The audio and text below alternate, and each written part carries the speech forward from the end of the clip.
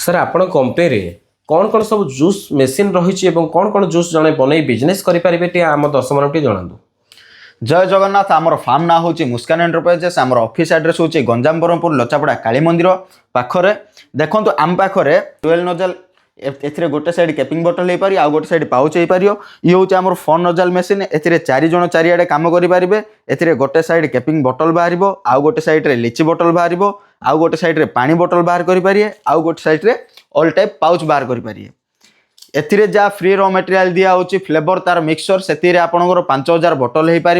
ये देखो ये हूँ आम ग्लूकोज मेसीन। एथिरे सिंगल कप ग्लूकोज मेसीन अच्छी, ये डुएल कप अच्छी, ये 4 कप अच्छी, ये 6 कप अच्छी। एथिरे खाली ग्लूकोज हेनी, एथिरे लस्सी भी 4 प्रकार रही पार। ये देखो ये जो लाइन रो अच्छी ये जो वेनिला लस्सी, बटरस्कॉच लस्सी, सब्जा लस्सी, ये मैंगो लस्सी एथिरे हो पार। ग्लूकोज 3टा हो पार, लेमन मैंगो ऑरेंज एथिरे हो पार।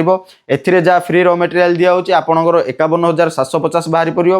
ये जो सिंगल ग्लूकोज मेसीन सहित आमर कॉम्बो ऑफर रे ये आमर पाउच मेसीन जाउची। एथिरे भी आपण फिल करि पारिए। देखंतु ए टाइप रो फिल करि पारिए, सील करि पारिए।